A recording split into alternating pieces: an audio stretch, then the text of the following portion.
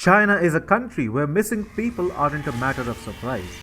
This is Peng Shuai, a famous Chinese tennis player. She accused former Vice Premier Zhang Gaoli of sexual assault. First, her Weibo post making the allegation went missing, and then Shuai herself disappeared. Her statement was probably perceived as an anti-CCP statement. All kinds of high-profile people, politicians, celebrities, entrepreneurs and activists routinely go missing in China if they dare speak against the CCP. But companies, artificial persons in China, are safer than people. Well, because companies cannot speak against the Communist Party and they also mint money for the corrupt CCP politicians. But guess what? Even Chinese firms went missing in 2021. Hi and welcome. You are watching TFI Global, the foreign affairs and geopolitical analysis arm of the TFI Media Group. I am your host Sanbir Ranhotra, and in this video I will tell you how 4 million Chinese firms went missing in 2021. Let's begin. When you have to tell a story to your grandchildren in 2071, tell the story of 2021, the year when an evil regime called the Chinese Communist Party went down the drain. I know the CCP exists even today, but the power that made it big, the Chinese businesses are going to the dogs. As per SCMP, 4.37 million of China's smallest businesses permanently shut shop in the first 11 months of 2021. By comparison, less than 1.5 million new firms opened at the same time. It is the first time in 2 decades that the number of micro and small firms shutting shop has exceeded the number of such firms registering themselves. Looking at China, it is easy to assume that it is a country of big companies. I mean, tech giants like Alibaba, Tencent and Huawei became globally popular very quickly. However, China is a country of micro and small enterprises.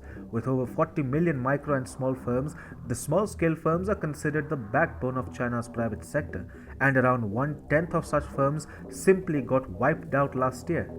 In some strategic sectors, small-scale firms play a monumental role in China.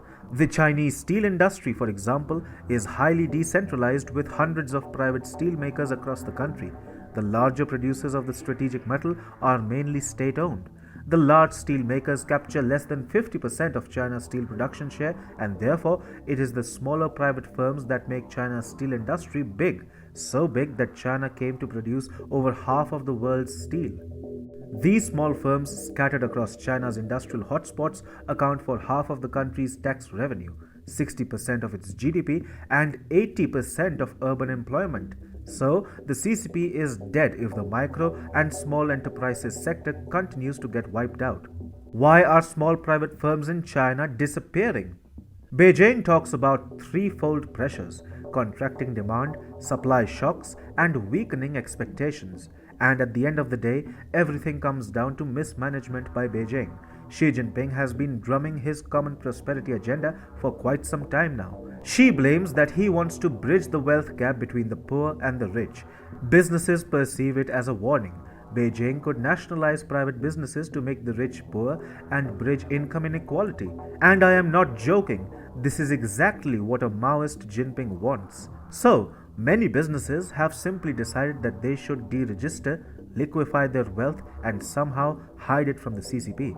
And then, the conditions in China are not business friendly at all. The strict power rationing in China last year led to many food processing units and producers of important metals getting compelled to halt production. Why would a manufacturing unit want to incur costs when it can't manufacture and make profits? And Chinese authorities are even worse off. They are browbeating local businesses with bogus tax, unfair penalties, and extortion tactics. Such regulatory and physical crackdowns are destroying the will to do business in China. Finally, China has failed to keep its infrastructure in good shape. Throughout 2021, Chinese ports suffered and got jammed several times due to local coronavirus outbreaks that went out of Beijing's control. The recent lockdown in Xi'an and spike in COVID cases in Shanxi province, the top coal-producing region in China, by the way, is likely to mount more trouble on smaller enterprises in China. The fact remains that big companies like Alibaba and Tencent can withstand Xi Jinping's mismanagement and vindictiveness. But it is the millions of smaller enterprises that are suffering badly, and their downfall could as well mean the CCP's downfall.